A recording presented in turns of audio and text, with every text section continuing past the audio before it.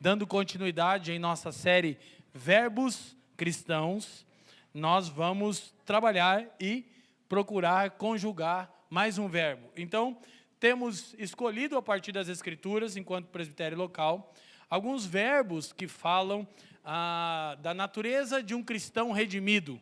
Nada disso aqui é exigido de um não regenerado, ok? Isso aqui é o resultado de alguém que teve o seu coração transformado pela mensagem do Evangelho, crendo assim em Cristo como seu Senhor e Redentor. Digam amém.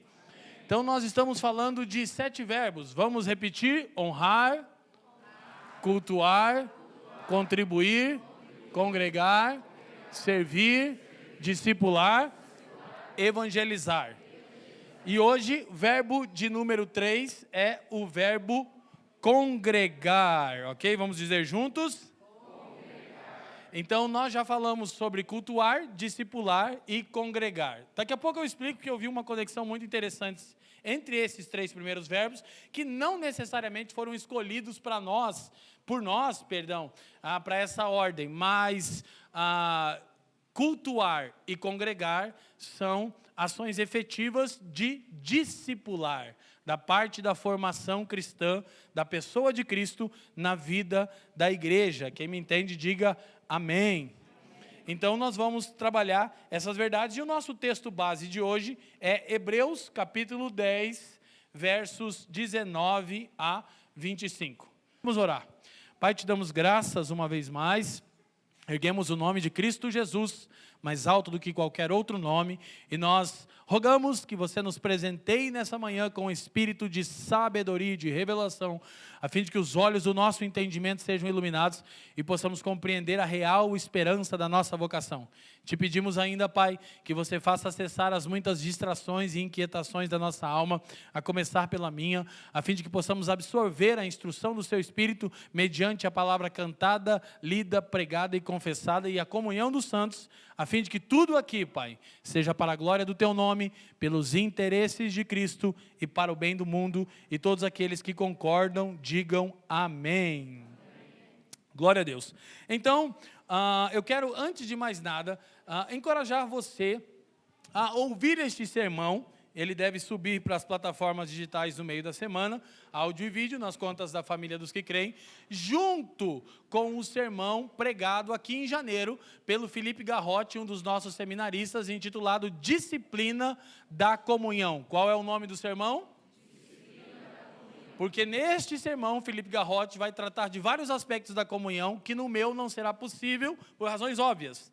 Tempo, ok? Então eles se completam e dialogam entre si, trazendo um quadro bíblico do que é a comunhão em todas as suas nuances. Amém?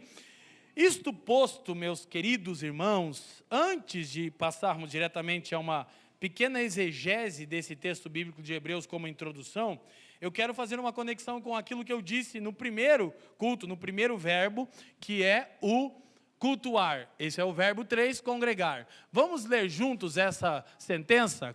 Congregar aprofunda o culto público e dá sentido ao mesmo. O culto público, por sua vez, celebra o congregar. Um não existe sem o outro. Amém?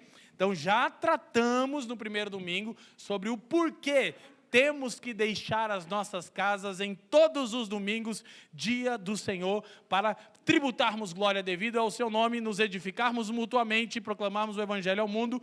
E agora nós queremos falar de como congregar, da substância, dá sentido, aprofunda aquilo que experimentamos, vivenciamos e proclamamos no culto público, ok? Um não existe sem o outro. Amém, gente? Então, quando nós olhamos para o texto de Hebreus propriamente dito que nós lemos, nós vamos perceber algumas verdades que eu vou ter que passar naturalmente muito rápido. Presta muito atenção, porque o tempo é escasso.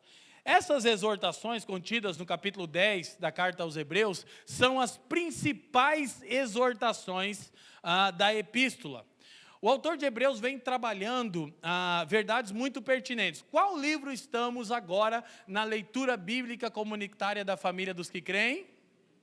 Qual livro? Livro de Levítico. O que é Hebreus? Levítico da nova aliança. Ok? É tirar da sombra, que é Levítico, e trazer para a realidade. Então, de maneira bem sintética, o livro de Hebreus está dizendo que nós temos um mediador e sumo sacerdote superior ao de Levítico, nós temos uma aliança superior à levítica, e nós temos promessas superiores às promessas da aliança levítica. Diga, mediador, aliança, promessa, superiores às da lei. Amém? E o interessante é que quando ele termina essa exposição, ele diz que o entendimento materializado dessas verdades, mediador, aliança, promessa superior, é congregar.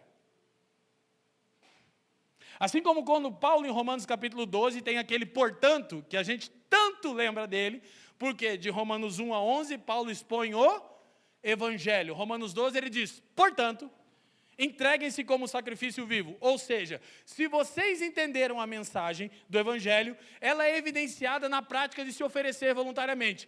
Não se oferece voluntariamente para a glória de Deus, para os interesses de Cristo, para o bem do mundo, não entendeu o Evangelho. O autor de Hebreus está fazendo algo parecido. Entendeu que temos mediador, aliança e promessa superior? Congrega. Não congrega? Não entendeu. Tendo, pois, irmãos, ok? Intrepidez, confiança para entrarem no Santo dos Santos. Então, uma coisa a ser elencada aqui, de imediato, é essa seguinte verdade. É importante notar, diz Donald Guthrie, um estudioso do Novo Testamento, que aqueles que descobrem um novo caminho a Deus, mediante Jesus Cristo, também descobrem um novo caminho de relacionamento uns com os outros. Então, no caminho que Cristo abriu de acesso ao Pai, por sua obra redentora, no fim do caminho, você encontra Deus e o irmão. Se não encontra o irmão, não é Deus quem você encontrou lá. Cuidado.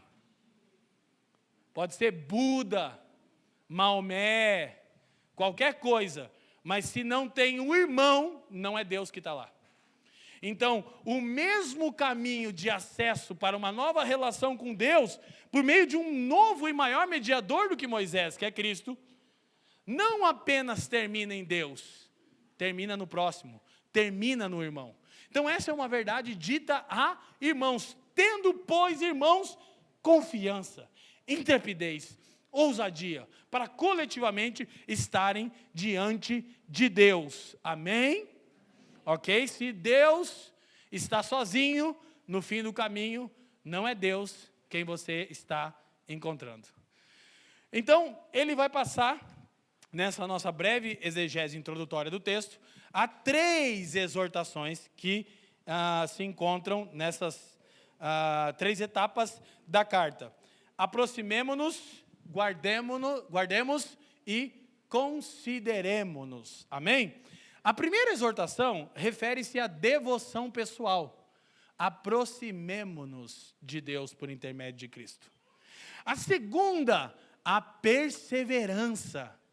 Guardemos firme, diz o autor de Hebreus, a confissão da esperança. De novo, como já bem exposto pelo Felipe Garrote no sermão dele, Disciplina da Comunhão. E por fim ele diz, consideremo-nos uns aos outros. E aí ele já vai dizer o porquê. Então, primeiro, aproximemo-nos. O autor de Hebreus vai colocar 4 condições de aproximação nesse texto. Ele vai dizer, com sincero coração, ou seja, não pode haver hipocrisia, ok? Em plena certeza de fé, não há razão para dúvida de que o caminho a Deus está aberto por intermédio de Cristo, fiel é aquele que promete.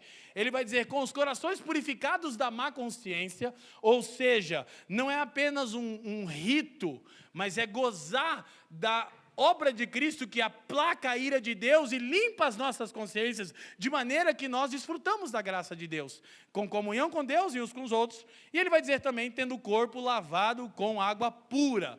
Ele está falando de uma lavagem espiritual, como Efésios 5:26, ou como João 15:3. Você está anotando, eu tenho certeza, que tratam da palavra de Deus como aquilo que nos lava. Ele vai trabalhar pelo menos essas 4 condições. Ok? Depois ele diz, guardemos firme. Uma exortação para guardar firme nunca é apropriada num mundo em que os valores estão em constante mudança. Não era nos dias do autor de Hebreus e não é nos nossos dias. Ele diz, guardemos firme a esperança. Então vou repetir. Nunca é demais recebermos exortações e admoestações uns dos outros, a fim de que permaneçamos diante de Deus em comunidade com firmeza. Porque a tendência é que fora da comunhão vacilemos, cambaleemos, enfraquecemos, e o autor de Hebreus vai dizer que o oposto de não congregar, no verso 26, é pecar deliberadamente. O que se espera de alguém que não congrega? Alguém que peca deliberadamente. Então jamais nas Escrituras se pensou em alguém dizer, eu estou em Cristo, conheço Deus e o Evangelho, mas não congrego. Mas nos nossos dias vocês acreditam, não sei se vocês sabem disso, que está cheio de gente que diz que ama a Deus, foi regenerado e não congrega? Vocês sabiam que tem gente assim? Não sei se vocês sabiam. Sim, ninguém nunca pensou numa loucura dessa. Mas hoje em dia tem. Na verdade, o que a Bíblia diz? Estão em pecado deliberado. Não sou eu, é as Escrituras. O verso 26 de Hebreus, depois, não deixe de congregar, por se pecarmos deliberadamente, não resta sacrifício pelo pecado. Então, uma coisa está em relação com a outra. Não congrega, está em pecado deliberado. Vivendo para si mesmo. E o congregar, o autor de Hebreus vai dizer que nos livra desse tipo de coisa. É interessante que ele vai falar guardar firme a esperança e não a fé, o que é comum dos autores do Novo Testamento. Mas aqui é porque a esperança inclui promessas específicas a respeito do futuro. Essa epístola nos leva a olhar para o futuro e para a glória do porvir. Presta atenção, por que congregar? Primeira afirmação, para que mantenhamos diante dos nossos olhos, por meio da exortação dos irmãos, as esperanças da glória do porvir. Em um mundo que sucumbe ao caos e ao desespero. Quanto menos você congrega, mais você sucumbe ao caos e ao desespero. Porque quando você congrega, escuta, não apenas reúne. Falamos a importância de reunir no dia do Senhor, no primeiro verbo. Mas quando você congrega, você é estimulado. É isso que o texto vai nos dizer. E depois ele diz, consideremo-nos. Aí ele diz que o alvo proposto, a prática desse considerar, é estimular uns aos outros, as boas obras e ao amor. É importante lembrarmos que os cristãos precisam estar atentos às necessidades uns dos outros. Antes do encorajamento, presta atenção, considera o seu irmão. O que isso quer dizer? Você está percebendo o irmão naufragando na fé. Você está percebendo um irmão em sofrimento. Você está percebendo um irmão sendo atraído por vãs filosofias. E o que você faz? Nada. E o pior, você diz, é porque eu amo ele. Vou dizer o seguinte, nós sucumbimos o amor cristão ao amor platônico. Nós pensamos que amar não é do jeito que Deus diz. Nós pensamos que amar é do jeito que Platão ensinou. Então, o amor cristão, bíblico, é uma ação. O amor platônico é um sentimento. Quem está me entendendo? Agora, nessas viagens de feriado, sentava com um pastor, e ele no almoço me dizia, pastor, tem um outro pastor da nossa comunhão, que eu tenho percebido ele se comportar de maneira equivocada, e eu o amo profundamente, mas eu, assim, não quero ofendê-lo. Então, eu não tenho apontado para ele. Eu estava comendo, deixei o garfo cair, tipo, estilo Leandro Vieira. Falei, seu mentiroso. O irmão olhou para mim, eu já estava no 8º dia de pregação, aí eu já filtro zero. Eu disse, meu irmão, você é um mentiroso, você não ama, você odeia esse irmão que você acabou de mencionar. Porque se você o amasse, você o repreenderia. Porque amar é agir. Você diz que está vendo ele sucumbir e está em silêncio. Por quê? Porque você não quer se desgastar, porque ele vai se ofender com você. Mas é melhor ele se ofender com você e ser salvo, do que você se autopreservar e dizer que ama ele de uma maneira platônica. Imagina um casal que passa anos juntos e vivem ambos dizendo um para o outro: eu te amo, eu também, eu te amo, eu também, mas nunca há ação concreta. Isso é amor? Então, se nós amamos, nós materializamos ações. Amar, biblicamente, é agir. As Escrituras dizem em 1 João, capítulo 4, verso 18, filhinhos, não amemos de palavra. Para de dizer que me ama, haja. Para a glória de Deus, para a minha edificação. Quem está me entendendo? E por vezes isso vai ser constrangedor para você. E você também vai carecer de graça de Deus para fazer isso. Amém? Então nós precisamos entender. Aí ele diz que nós devemos nos estimular uns aos outros, para terminarmos a breve introdução. E a palavra que ele usa em grego para estimular é incitação. Repitam comigo. Incitação. Curiosamente, o Novo Testamento só usa essa palavra para provocar rebeldia. Mas aqui ela aparece como uma palavra no sentido positivo. Quando diz que incitaram os mercadores de Éfeso contra Paulo, rebelião. Mas aqui o autor de Hebreus diz, irmão, congrega, considera-se e incita ao amor e às boas obras. Provoca, gera situações onde você vai poder manifestar amor e onde você vai poder manifestar boas obras. Se você está vendo uma situação que há conflito entre dois irmãos, com sabedoria, com graça de Deus, provoca o encontro deles. Quem está me entendendo, levanta a mão e diga amém. Aleluia! Então nós precisamos incitar o amor entre nós. Donald Guthrie, fechando essa sessão, diz, parece sugerir que amar uns aos outros não acontecerá automaticamente, é necessário trabalhar o amor, até mesmo provocá-lo, assim como se faz com as boas obras. E essa combinação de amor e de boas obras é notável, por enfatizar que o amor deve ter resultados práticos. Amém? Então o autor de Hebreus termina dizendo que esse congregar deve se dar por causa do dia do Senhor que se aproxima. Ou seja, os cristãos deviam viver como se o raiar do dia estivesse tão próximo que sua chegada estava só um pouco além do horizonte. Congregar era a principal evidência disso. Ou seja, quantos acreditam que os tempos se findam e que breve nosso Senhor romperá os céus em glória, digam amém. A evidência disso é o quanto mais você paga tributo ao congregar.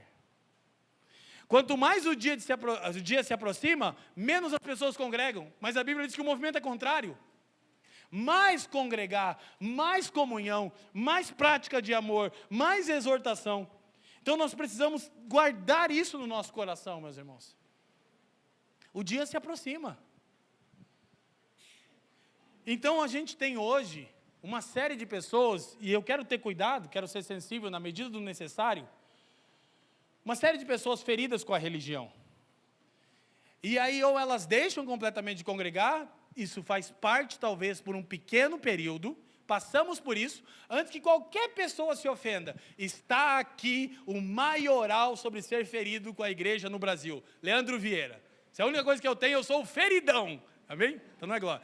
O ofendidaço com a religião, sou eu. Não precisa você pensar que eu estou falando de você. Pensa numa coisa que eu só escuto os irmãos por educação. Milhares de irmãos, Brasil imundo. Eu sento, ele vai me contar a história, eu fico olhando. Eu já sei tudo e eu poderia interpelar ele, mas por amor eu vou ouvir. Eu sei como é que é. Eu sei como o sistema religioso é capaz de destruir alguém. Eu sei. Então eu estou sendo sensível a você, mesmo falando desse jeito. Amém? Então, tudo bem, há um tempo. Mas aí a pessoa começa a viver para si mesmo. Por causa da hiperindividualização dessa era, você já começa a dizer, nem faz tanta falta assim. Querido, você já entrou em pecado deliberado. Uma coisa é dizer, pastores, fomos machucados, minha casa precisa de um tempo, nós vamos cuidar, nós não vamos pedir que você faça nada. Aqui todo mundo que entra na família é sabático. Sabático, vai ser cuidado. Só que isso tem um tempo. Para sempre não. Porque daqui a pouco você começa a ser o frequentador. E isso não é congregar. E se você não congrega, ainda que venha em cultos esporádicos, você está em pecado deliberado. Congregar é mais profundo, e nós vamos trabalhar isso hoje. Então presta atenção, isto posto, terminada a minha introdução, quero começar o sermão. Tem um sermão bom para hoje. Nós vamos olhar em 3 partes o chamado de Deus para congregar. Primeira parte, leiam comigo, família.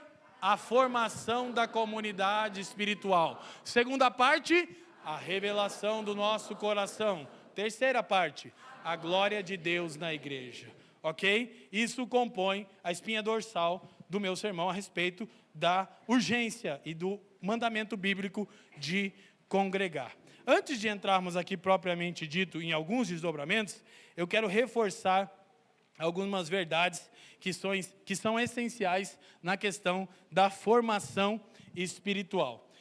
Atos 2,42 diz, os que criam estavam juntos e tinham tudo em comum.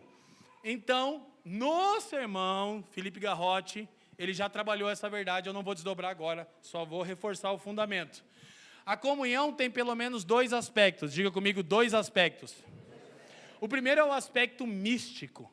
Nós somos unidos a Deus e uns aos outros. O meu foco é uns aos outros. Sei da comunhão com Deus, já foi tratada no outro sermão, tá bom? Mas nós somos unidos de maneira mística uns aos outros quando estamos em Cristo. O espírito da bênção apostólica é o espírito da comunhão, é o espírito que nos congrega, é o espírito que nos reúne, amém? Ok? Então, existe esse aspecto místico. Eu estou em você e você em mim, porque ambos estamos em Cristo. Os que criam, primeira coisa, há uma confissão a ser feita. Porque comunhão não é ajuntamento de quadrilha. Ou seja, você percebe que as grandes facções do Brasil, crime organizado, eles têm um tipo de lealdade que é raro se encontrar na igreja.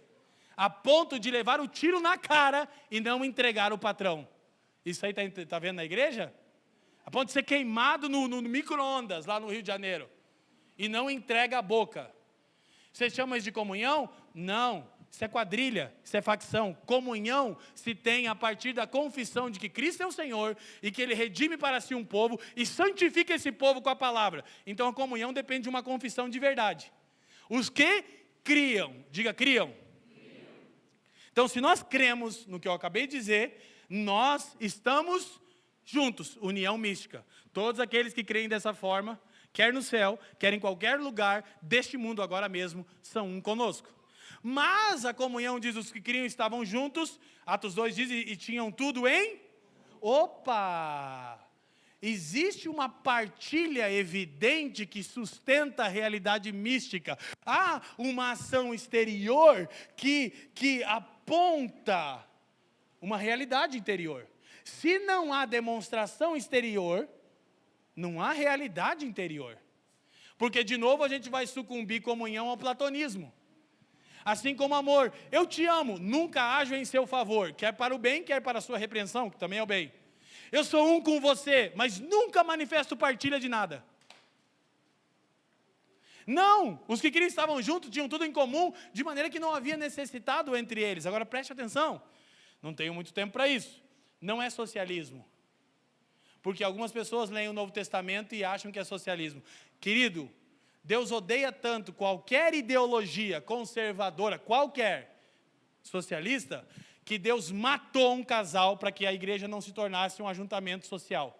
Quando Ananias e Safira foram dar uma oferta, por causa do movimento social e não da obra do Espírito de regeneração, Deus matou. Pá! Porque a igreja viraria um socialismo. Ah, está todo mundo dando. Abandone, pare. Ninguém aqui na família está ensinando isso. Agora, se o Espírito trabalhar em você, meu irmão, aí é entre você e o Espírito Santo. Quem está me entendendo? Deus só recebe o tipo de oferta que Ele move seu coração. Ah, porque todo mundo faz? Não é socialismo dos que creem, amém? Glória a Deus. Tampouco conservadorismo dos que creem. Digam graças a Deus também. Estamos livres das ideologias mundanas. Então, precisa haver essa prática de comunhão, que é o congregar. Primeiro, não podemos sacrificar a verdade para termos unidade. Pois se fizermos isso, perderemos verdade e unidade. Quando a gente trata de comunhão entre igrejas, é um tema muito sensível. E como eu trabalho nessa esfera, eu sou tido como o cara que fica provocando contenda. Não sei porquê. Ah, o Leandro ele não quer ter unidade. Eu quero ter unidade com todo mundo que quer ter unidade comigo, a partir de uma confissão de verdade. Como sempre dizemos aqui, comunhão não se tem na mesa, nem nos lares. Comunhão se tem na luz. Se andarmos na luz. Virou modinha. Vamos ter uma mesa. Hipocrisia. Mesa que é laço. Comunhão é quando entre nós há luz. Nós estamos aprofundando as nossas relações. Já vou chegar lá. Isso é doloroso. A gente mede sucesso por estrutura e gente reunida. À luz do Novo Testamento, não se deve sacrificar a verdade por sucesso e resultado. À luz do Novo Testamento se mede o sucesso de uma igreja, não pela estrutura que ela oferece, ou pelo número de pessoas que ela congrega, mas pelo quanto de Cristo já há formado na comunidade espiritual. Aleluia! Nós estamos totalmente inclinados a que Cristo seja formado em vocês e em nós, por intermédio de tudo que fazemos enquanto cristãos. Com goteira ou sem goteira, diga aleluia. Diga, sem goteira seria melhor. Filadélfia recebe louvor do nosso Senhor. Ele diz, você é fraca, mas é fiel. Eu prefiro que sejamos uma igreja de moribundos, fraca, que carece de recursos, que tem N problemas estruturais, mas que é considerada fiel. Aleluia? Glória a Deus. Então, isto posto, essa confissão, os que criam estavam juntos e tinham tudo em comum, nos ensina o seguinte, nossa confissão nos e promove comunhão. Então presta atenção. Primeiro cultuar dessa série, nossa confissão nos reúne, mas ela também promove comunhão, congregar. E isso é discipulado, é o que falamos até aqui. É a parte em que Cristo é formado em nós. Agora, preste atenção. Comunhão é o tipo divino de relacionamento. Ela é materializada, diga materializada, diga encarnada, na entrega voluntária que visa exclusivamente o bem do outro e a glória de Deus. Por intermédio da partilha das virtudes de Cristo. Comunhão é dar e receber Cristo. Assim, você comunga quando age. Então presta atenção, comunhão mística em Cristo, todos aqueles que estão no Senhor. Comunhão na igreja local requer? Comunhão na igreja local requer? Ação. Agora preste atenção, preste bastante atenção. A comunhão, ela aplica a obra da cruz em nós. Porque nós somos impelidos, incitados pelo Espírito que nos incita, que nos provoca e que nos leva a incitar e provocar comunhão, onde nós vamos materializar, encarnar amor e boas obras.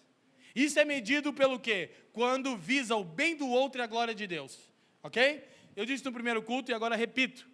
Desde que a gente compartilhou o quadro clínico da Fran aqui, muitos irmãos manifestaram amor por nós, outros irmãos comungaram com a gente, e eu acho que todos comungaram em oração, porque orar sinceramente uns pelos outros é comungar também, amém? Orar é uma ação das mais importantes, mas um casal em especial começou a dar uma oferta mensal para nós. Eles não me procuraram, eu não falei com eles ainda, porque todas as vezes que eu pensava em agradecer eu não lembrava, e quando eu estava pensando no sermão, eu lembrei deles. Estão aqui agora. Uma oferta simbólica, que eu acho que para eles era um peso financeiro. Mas não de valores exorbitantes, mas estavam comungando comigo e com a Fran. Entende? Estamos em sofrimento. Aí talvez você diz, pastor, mas eu orei. Com sinceridade, temos comunhão. Amém? Mas eu achei muito legal. E todo mês eu mostrava para a Fran, olha aqui, amor. Isso é comunhão. E eu não sentei com eles ainda. Eu só prometo, estão 20 anos na família, eu vou sentar, tá aqui, agora eu vou sentar, tá bom? Comungaram comigo em nosso sofrimento. Eu comungo quando eu ajo. Então preste atenção, muitos de nós estão trazendo de novo o platonismo para esse aspecto. Não, comunhão é aplicar a obra da cruz em nós, irmão. Comunhão é partilhar as virtudes de Cristo. Então, orar uns pelos outros é virtude de Cristo, interceder com sinceridade. Há muitas ocasiões em que não temos recursos, não cabe a nós outras ações, mas nós podemos orar com sinceridade pelos irmãos em sofrimento, ou em qualquer outra situação. Nós podemos então também manifestar generosidade, ok? Nós podemos servir uns aos outros, nós podemos ouvir uns aos outros como uma encarnação de comunhão. Quando Deus desejou comungar com os homens, Ele não disse, eu sou um com vocês, temos junto. Ele encarnou. Quem está me entendendo? Diga, não há comunhão sem encarnação. Então presta atenção. Agora, o problema é que quando a gente começa a tratar com isso, alguns de nós já tiveram problemas com a idealização disso. Começa a virar uma parada romântica. Quando a gente fala de entranháveis afetos, agora eu quero ter. Não, querido, deixa eu falar uma coisa para vocês. Talvez, eu espero que não, eu, enquanto pastor dessa casa, parte do presbitério, senti uma vez com vocês. Eu de fato espero que não. Mas nessa vez que eu sentar, eu vou incitar o amor e as boas obras, e eu vou externalizar, eu quero encarnar comunhão para com vocês. Quem está me entendendo? Então essa ideia de que todo mundo vai desfrutar de relações profundas, não é viável, gente. Não é viável. Isso aqui não é uma creche, não é um lugar de gente infantil, amém? O que importa primeiro é, eu e você temos convicção que estamos unidos de forma mística em comunhão em Cristo, e nós nos incitarmos, toda e qualquer ocasião que a gente se encontrar, vamos encarnar comunhão um para com o outro, quem está me entendendo?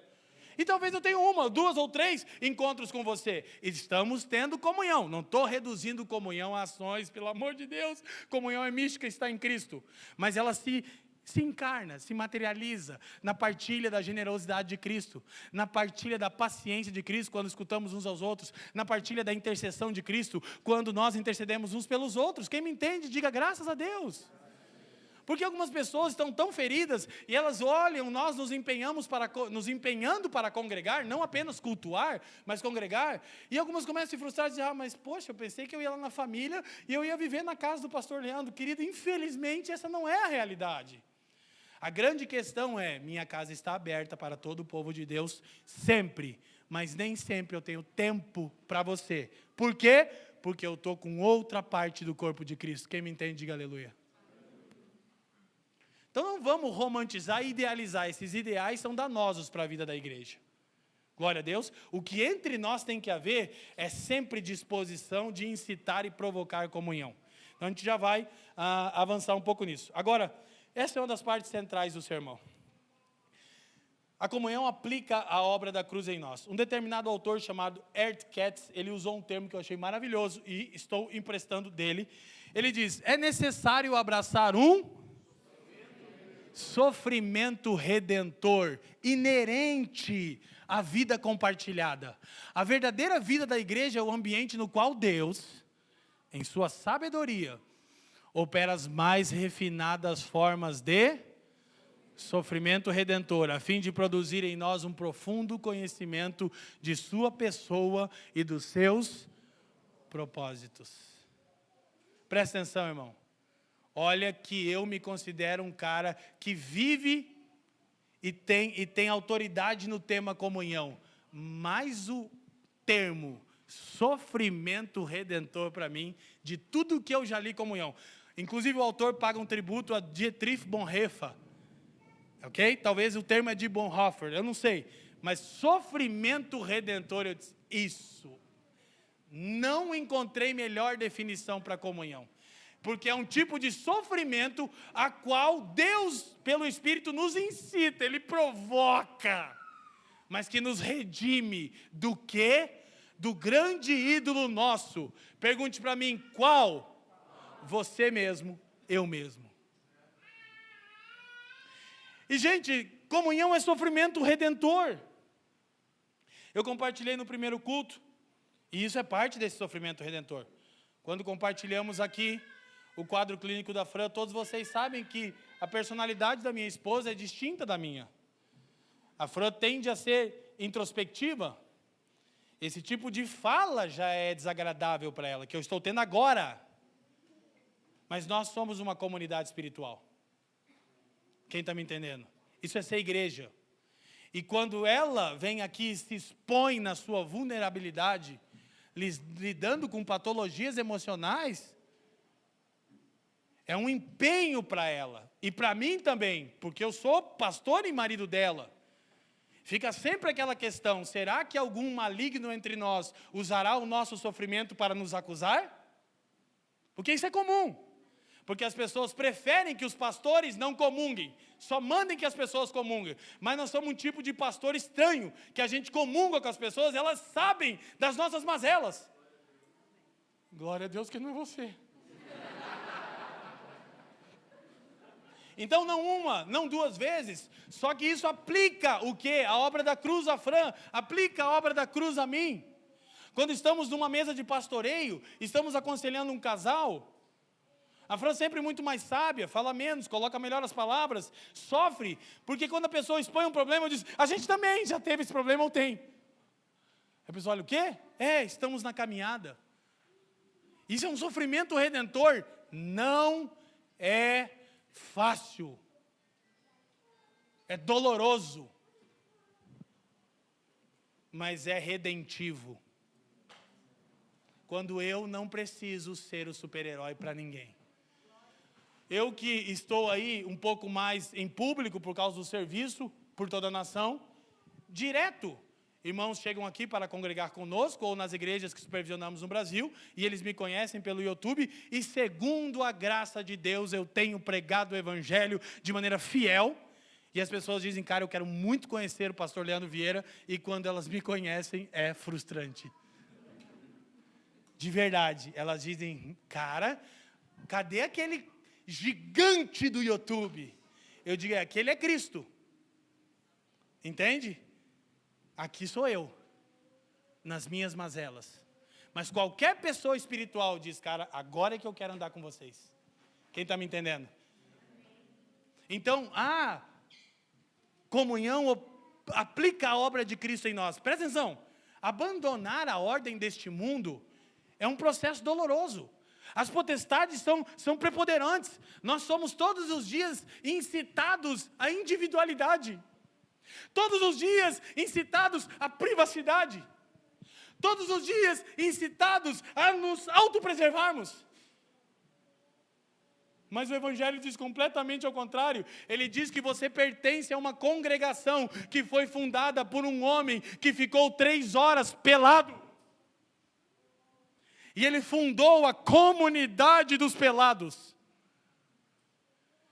De maneira que só é possível pertencer a ela se você andar desnudo. Mas quando você começa a andar desnudo, as nossas imperfeições ficam evidentes. E é aqui que a gente começa a entender o que é sofrimento redentor. Então, esta era tenebrosa nos empurra para a privacidade, para o individualismo, para a autopreservação. O autor de Hebreus diz que se entendemos que temos mediador, aliança e promessa superior, a gente se expõe. Para que a cruz seja aplicada em nós, por intermédio da comunhão, que é sofrimento redentor. É doloroso, mas nos redime. E está cooperando para que Cristo seja formado em nós. Por que precisamos disso? Porque ninguém está totalmente livre do engano. Nossa vida precisa estar sujeita à avaliação de Deus através dos irmãos.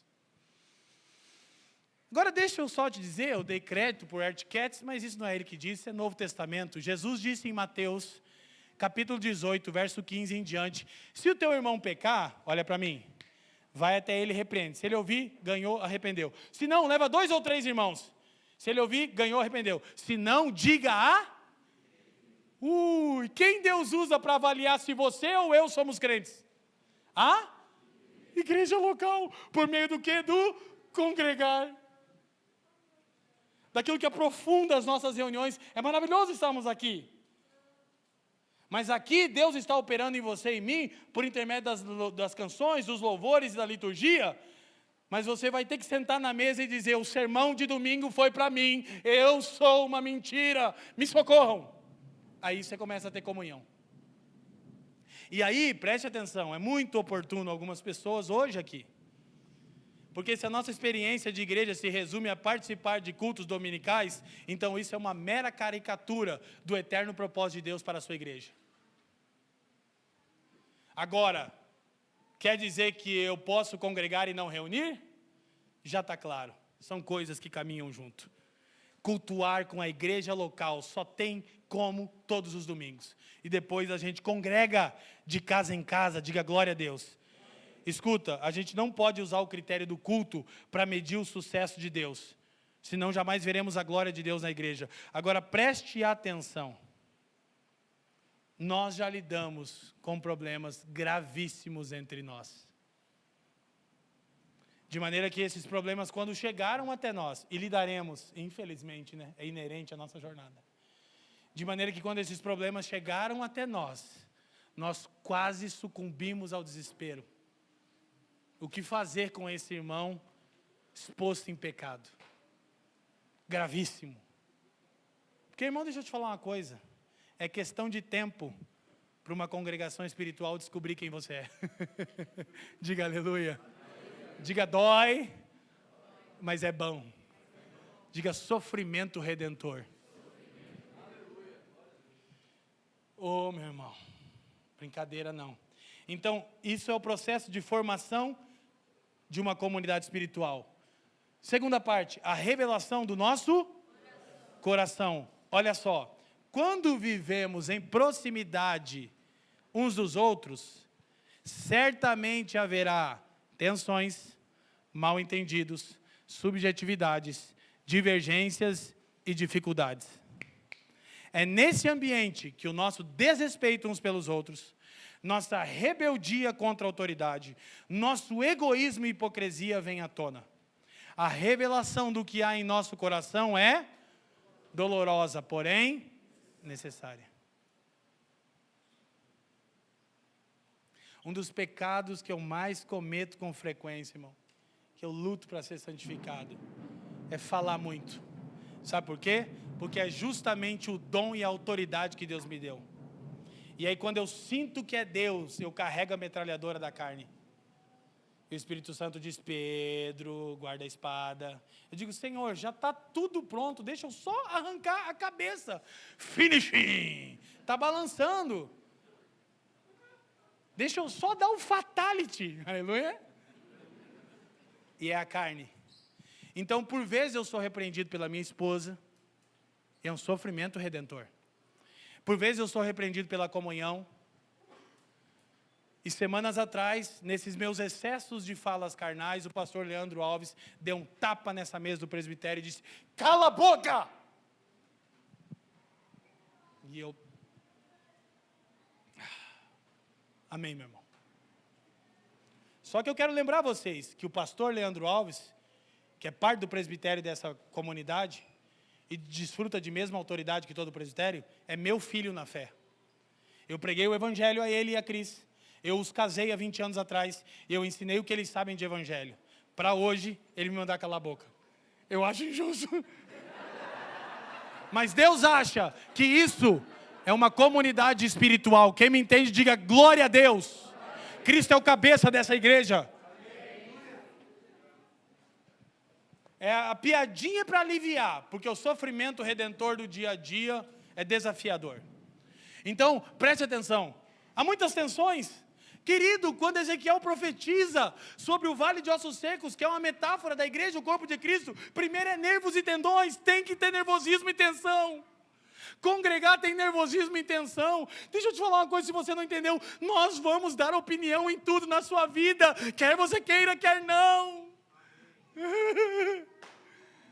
Porque nós comungamos porque confessamos uma verdade, e tudo aquilo que não corroborar com a verdade, seja qualquer coisa, desde a pessoa que você deseja casar, ao carro que você deseja comprar, se nós percebemos à luz da palavra, pelo Espírito, que não corrobora com a verdade, nós iremos meter o bedelho.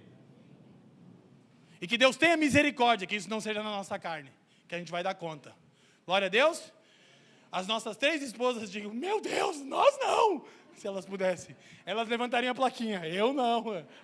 A Jaque, eu não. A Cris, eu não. Aí de brinde já vai a Ellen e a Carol. Irmão, arrependa da multidão do seu pecado.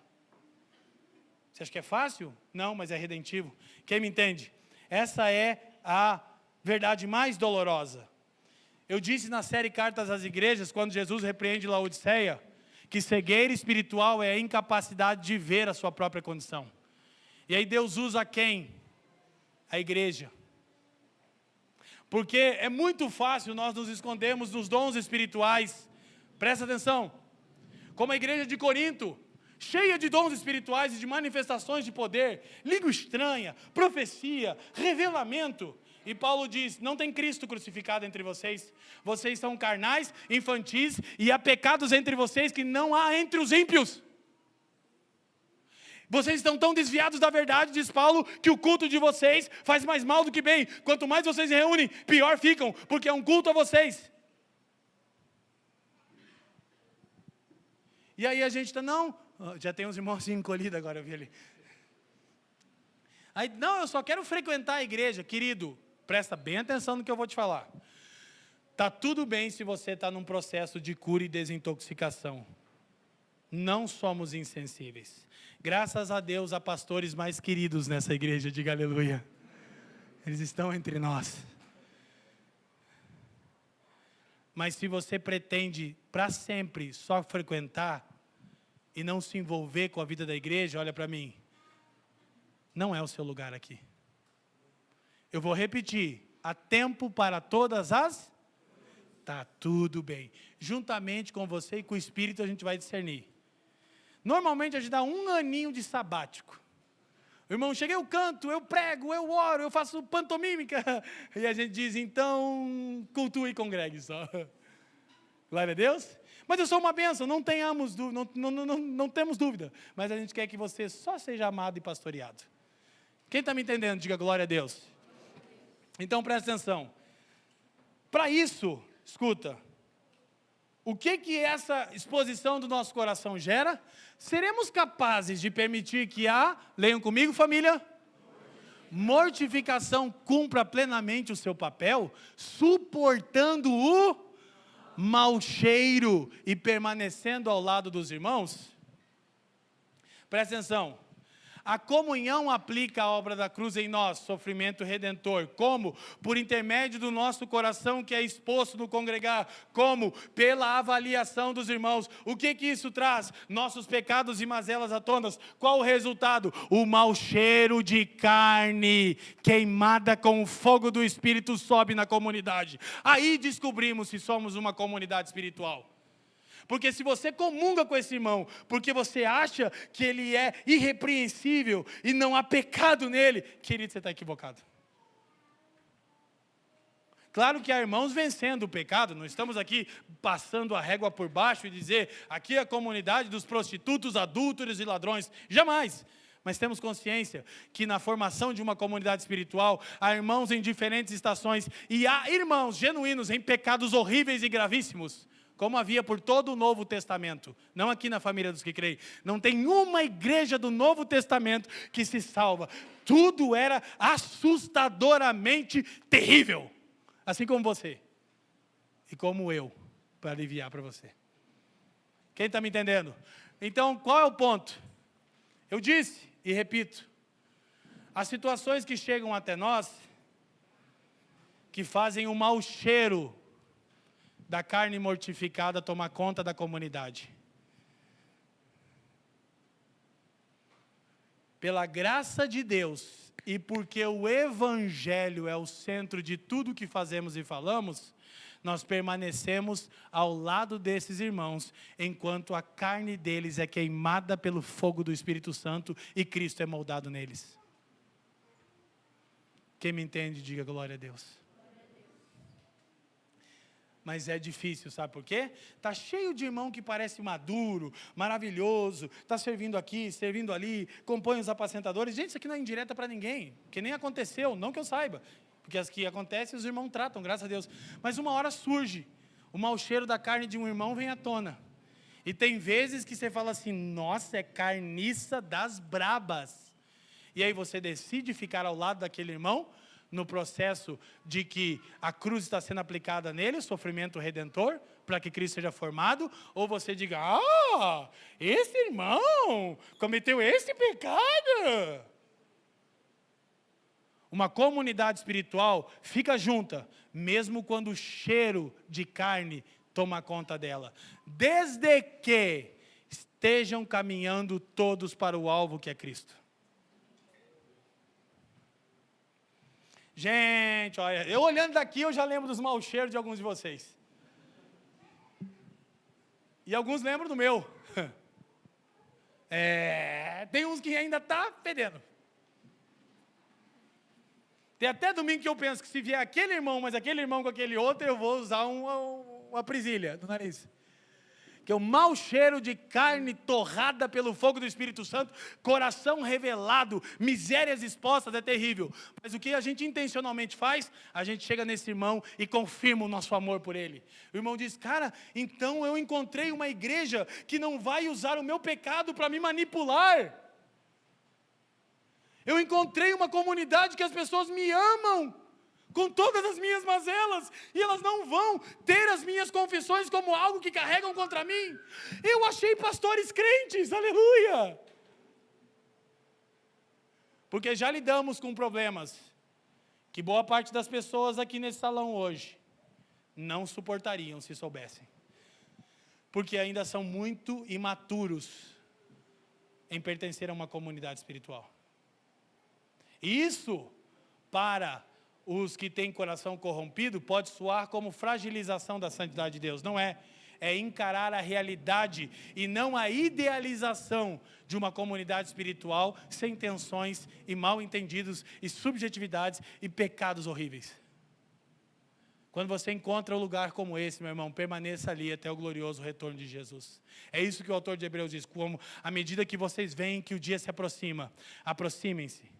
Guardem, considerem-se, não deixem de congregar, se há uma comunidade saudável, fiquem ali com todos os problemas, mas Cristo é o cabeça, seguem caminhando, passo a passo para Cristo, permaneçam. Quem está me entendendo, diga amém. Então, olha só, para a gente ir avançando para o nosso final, essa é a verdade mais difícil de hoje. Eu preciso confessar para os irmãos que ontem nesse slide eu jubilei. Eu aumentei o som e digo, obrigado, Jesus. Uma comunidade espiritual é... Não. O que é isso? Eu quero mais vigor, quero mais alegria. Uma comunidade espiritual é profundamente inconveniente. Aleluia. Oh, benção! Coisa maravilhosa. Agora escute, presta atenção. Eu recordei-me no primeiro culto, ao visualizar minha mamãe sentada aqui à minha direita, de uma das tantas ocasiões inconvenientes no nosso início de jornada da igreja. A gente tinha uma rotina tão intensa naquela época, hoje mais, mas aquela era ativismo religioso, não tinha clareza do porquê. Tem gente que já começa a rir, os miseráveis, era eles os problemas. E aí é o seguinte, o que aconteceu? Um dia terminou o culto, e eu só queria ir para casa com a Fran e com a mãe. Eu não queria ver a cara de ninguém. Tem dia assim? E aí só que eu lavava, passava, pregava, fecha templo, limpa templo, arruma cadeira e faz tudo. Inclusive parte da atenção da comunidade espiritual, irmão, é congregar comigo, que eu tiro cadeira, coloco cadeira, tiro cadeira, você coloca cadeira, tiro cadeira, coloco. Aleluia? Justifiquei aqui na mensagem. Aí naquele dia, eu olhei para a Fran e falei, amor, faz o seguinte, pega a mãe antes de terminar o culto, vão na padaria e vão pela outra quadra, não vão pela quadra de sempre, que os irmãos vão seguir, porque todos os dias, de segunda a segunda, uma multidão de jovens estava sentado na mesa da mãe. Eu disse, eu não quero ver ninguém. Aí, elas despistaram, e eu dei um migué, esperei todo mundo embora, tarde da noite, fechei, aquela paz. Aí eu disse, graças a Deus, e fui para casa, caminhando eu vou para Canaã. Eu digo, aleluia, não terá nenhum irmão com cara de barro hoje. Aí quando a mãe e a Fran chegam em casa, os irmãos haviam chegado antes. Calma. Eles quebraram o vidro da janela. Calma, eles arrebentaram a janela da casa da mãe. Eles pularam para dentro, sentaram na mesa, sem levar nada. Eles davam um prejuízo altíssimo para minha mãe, uma viúva pensionista, em todo o café depois de culto, e nunca levavam nada. Depois daquilo eu fiquei profundamente irritado. Pedi para um amigo fazer um adesivo com um texto bíblico que eu já vou mostrar para vocês, e cravar na porta da casa da minha mãe. E por muitos anos eu achei isso mera inconveniência. Mas hoje, muitos deles estão aqui servindo ao Senhor. E eu descobri que era fome pelo Evangelho e pelo pão que havia na mesa da minha mãe. Então, uma comunidade espiritual é profundamente inconveniente. Tem pessoas aqui que quando eu estava namorando com a Fran, noivo, tudo que eu queria era a Fran. É você mesmo, é você mesmo. É você mesmo. Olê, onde que vai ser hoje? Em lugar nenhum. Mas hoje, escuta, hoje, não está aqui, está lá embaixo servindo, cadê a Nicole já? Já foi para casa.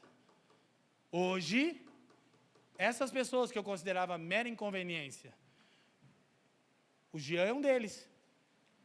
Batizamos a Nicole no último batismo.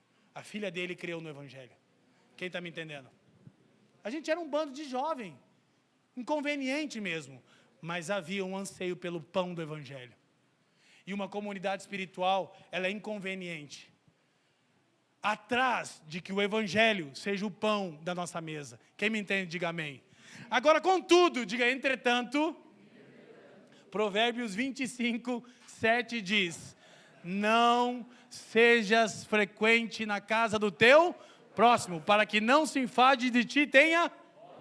Diga comigo, nem toda inconveniência é divina, mas sempre as ações divinas para homens caídos soarão como inconveniência. Nem sempre toda inconveniência é divina, mas sempre as ações divinas para aplicar a cruz em nós soam primeiramente como mera inconveniência. O Espírito que reúne e que congrega a comunidade é que nos ensina quando é mera inconveniência e quando é inconveniência divina. Quem está me entendendo? Glória a Deus. Você está pensando, eu queria ir para casa esse domingo maravilhoso e eu divinamente, de maneira inconveniente, vou terminar o meu sermão. Aleluia. Isso é uma inconveniência divina nessa manhã de domingo. Quem me entende, diga glória a Deus. Então, olha só. Por quê? Seremos profundamente testados quando tivermos de lidar com a violação de nossa privacidade. Algo testa mais eu e você, irmão?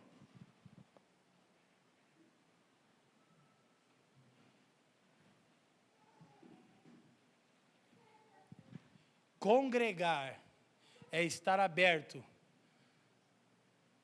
a recorrentes violações de privacidade.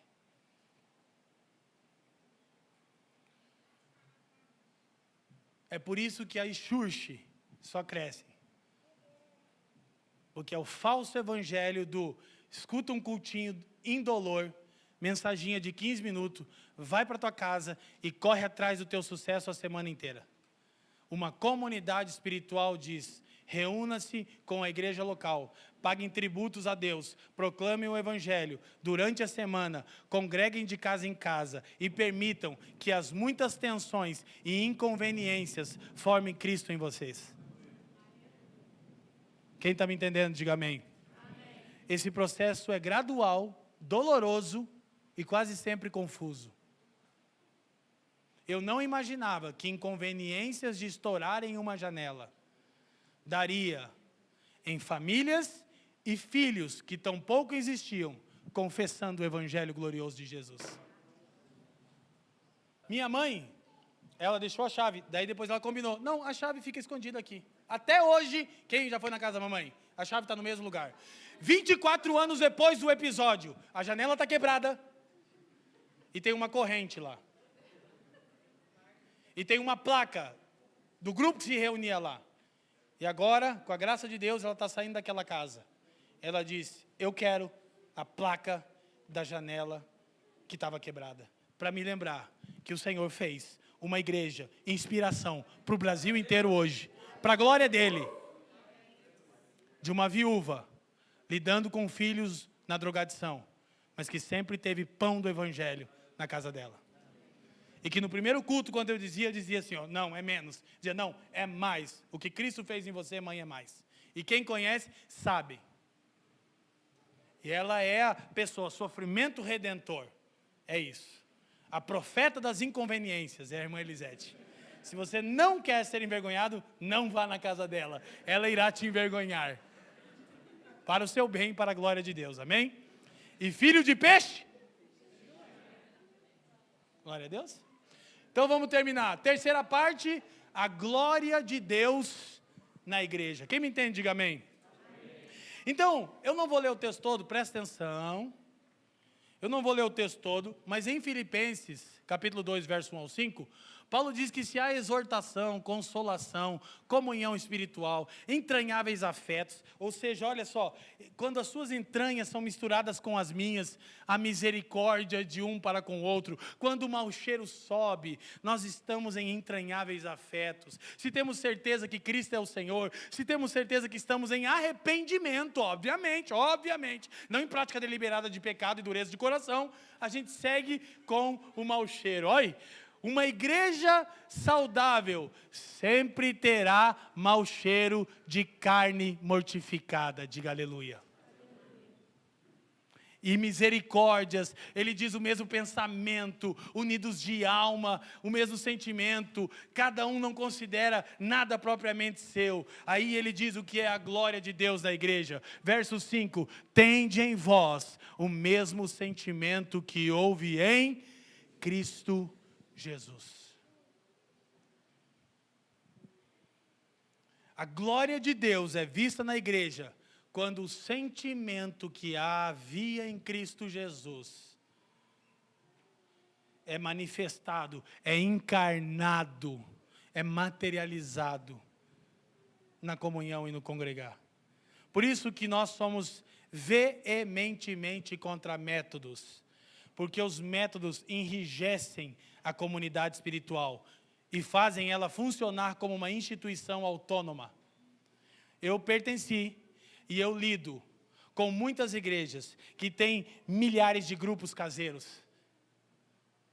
G12, MDA, S10, D20, Audi A4, milhares, 500, 1000 grupos, 5.000 grupos. E sabe o que acontece? Esses métodos fazem a igreja se tornar uma instituição autônoma, que funciona sem a aplicação da obra de Cristo na vida da igreja, por meio da comunhão, o sofrimento redentor. Presta atenção, é importante essas coisas na finalização, para que você entenda, por que os nossos encontros nos lares, o de casa em casa, tem duas orientações. Quais são as orientações que tem que acontecer em todos os encontros? Orar uns pelos outros, partir o pão. E depois? Cada reunião uma reunião. Para quê? Porque se você tem um scriptzinho da reunião, que na verdade está interessada em ter mais número e relatório de ofertinha, a pessoa está se escondendo atrás do script. Mas quando a gente parte o pão e invoca Cristo e ora uns pelos outros, nosso coração vem para fora. E as tensões, as aflições, o mau cheiro começa a subir. E então comungamos, e então a glória de Deus é vista na igreja. Vocês sabem quantas vezes nós pensamos, por problemas em grupos que se encontram nos lares, ixi, foi soltar que começou. Aí a gente pensa, mas métodos enrijecem e fazem a igreja funcionar de uma maneira autônoma. Então tem muita gente, cabeça de gado, mas não tem comunhão. Como isso é explícito, eu estava dias atrás numa igreja que eu estou cuidando de pastores destruídos no Pará, que eles lideravam 5.000 pessoas. E eles começaram a me ouvir. E eles começaram a pregar o evangelho. 5.000 jovens, eu estive com eles agora. 150.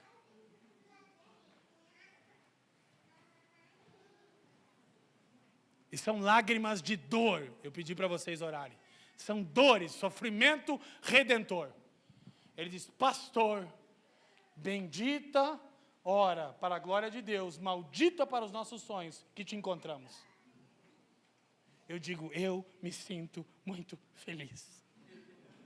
Porque eu sei o evangelho que eu ensino. Se você, não, só prego evangelho. Se dispersou, não estava em Cristo. Saíram do nosso meio, porque não pertenciam a nós.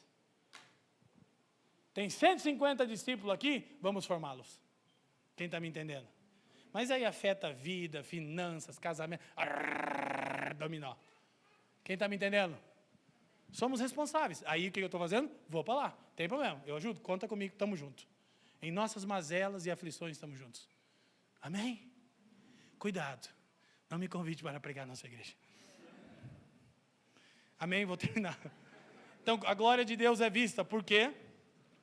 Numa comunidade espiritual, nossas vãs ilusões serão rapidamente desfeitas. Mas esse desapontamento é uma dádiva de Deus. Ela é o lugar onde você abandona toda a esperança de continuar vivendo conforme a sua tendência carnal. Meu irmão, eu vou te falar, repensa se você ainda não membrou aqui. Se você membrou, nossa, você está numa situação bem difícil.